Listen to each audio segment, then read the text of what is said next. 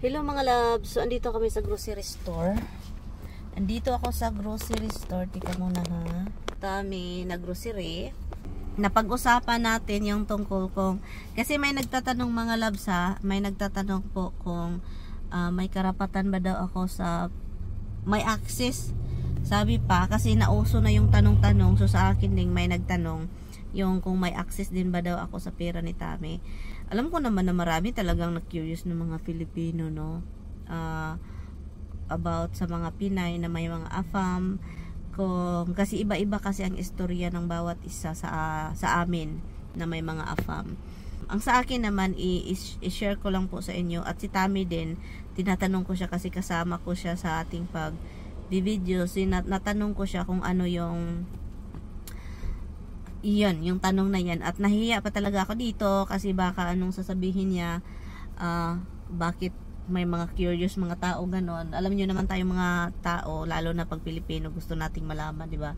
Kasi may mga iba talagang magsasabi na, ano kayang feeling na magkaroon ng AFAM? Yung pera ba is pwede bang kasi iba tayong iba yung kultura nating mga Pilipino. Yung kultura kasi natin is, alam natin yung sweldo, alam natin yung ganon. So, yun. Sa akin naman is alam ko yung swelduhan, alam ko yung magkaanong pumapasok kay Tami.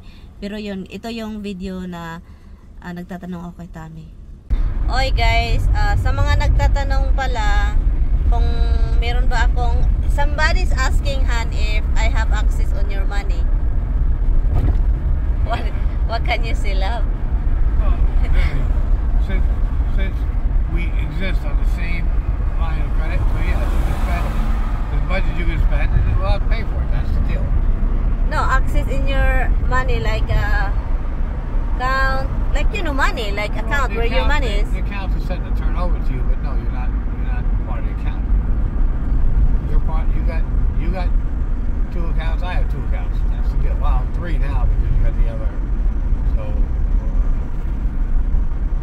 In short, mga loves, I'm not. And the big money is in both our names too. Big money? You have big money in both my account, yours and mine? Yes. What big money account that I'm part of it? I don't know that. That's right. The money from money we put in a 6 month CD, the 6 month thing. From mom? Yeah. So I am part of it. I don't know that. Yeah, but that's not mine. That's not mine, and I don't care. In your pocket, that's the only thing. It's crazy. I don't care, honey. I'm just asking. Right yeah. Hold on. What's out? Hey, do not hit that BMW. Your signal, love. Yes, I gotta go more right. Okay. Right here. Slow down here because cops is here sometimes. So, sa mga nagtatanong mga loves, in short, Tami and I, meron kaming pabalik-balik lang tayo kasi meron din mga tao talagang na-curious, no? Kung ano ba talaga yung ano. Kasi ang mga Pilipino kasi curious, lalo na kapag AFAM ang asawa. And then magtatanong sa mga ganitong klaseng tanungan. So ito ha, to make a story short, prepare to turn left. Meron siyang account na hindi ako. Tami has an account that I'm not part of it. But I am something in there. You put me in something. Yes, the account automatically turns to you. It turn over to me automatic. No court bullshit, none of that. Yeah. No, kung may mangyari. So automatic siya ma-turn over sa akin. So sa ngayon wala akong pakialam sa kanya yan. And then like a stock account automatically turns to you. Sa mga stock. What is stock? Like Break! Smith Barney or whatever the hell. Break, love. Morgan Stanley. That's not gonna be automatic. You don't lie to me. It's automatic. Because turn to you. Call lawyer. Turn left at the it's not because you don't change the you don't update. Yes. No, it's still single. No. It automatically turn to you. I went through this with Lloyd 2 years ago already. No. I don't care. But the thing is, so sa kanyang bank, hindi sa kanya yan pero madiretso sa akin. And then we have a joint account which is kung saan ko nilalagay yung pera. And then meron din sa akin, sa akin lang. So ganyan po yan. So the people who is curious about the Filipina na meron, there's like married to a foreigner. So it's different guys, ha? I'm telling you, it's different. from other Filipinas, from me, and other. Iba-iba po yung experience. Some guys will onto US 44. Oh my god, this GPS. Some guys will totally give it to the Filipina and they just ask for allowance, and some guys are, this is what I heard to other Filipina, and some guys don't like, they have their own individual, they don't really care, and they split the bills. Like, you know, you really have to split the bills. Merong ganyan. So Tommy and I, it's a different story. It's straight We line. do it supposedly the safest way. Like you're, again, Stay here, hon. but you're not the mortgage. After So 300 if something feet, goes wrong, keep right it onto can't have US a bad effect 44. on you, but ownership is you too. I know the house is mine, hon. In That's what I'm 800 feet, saying. turn left So onto you're on Jefferson ownership, but Street. you're not on the loan. So if something goes wrong with the loan, Turn it doesn't left adversely onto affect you. Jefferson Street. Only me.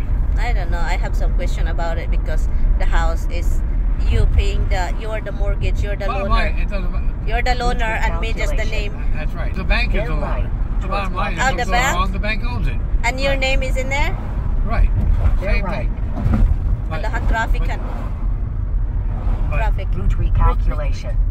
But so let's say something goes wrong, and they say, oh well, we're gonna foreclose, we'll ruin your credit, you won't even be able to buy a piece of candy without.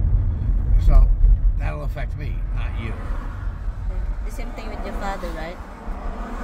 Your father No, my did it. father wound up putting everything Let the guy go. Let this woman because go. she took loans and he signed my mother to everything too, Okay. because they needed to do that this way. He couldn't hide it under her name, kind of crap. So Okay. she wound up being alone and responsible for stuff.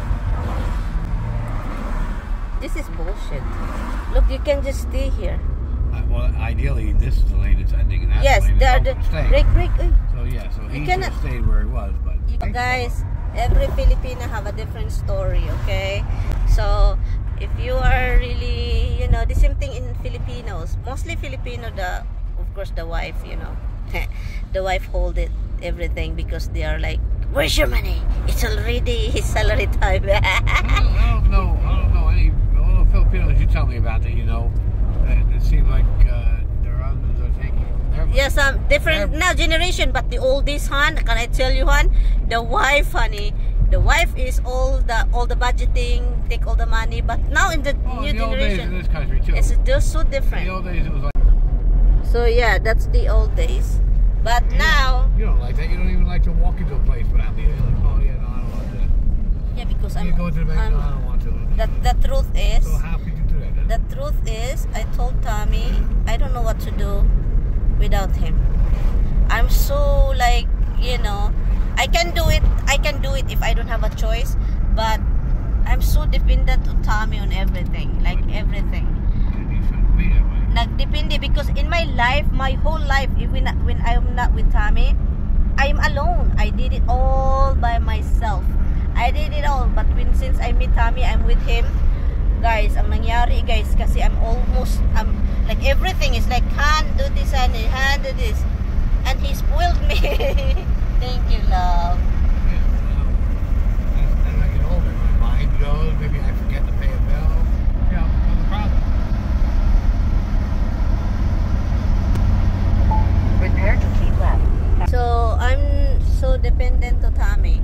So it's not a bad thing. He is my husband, you know.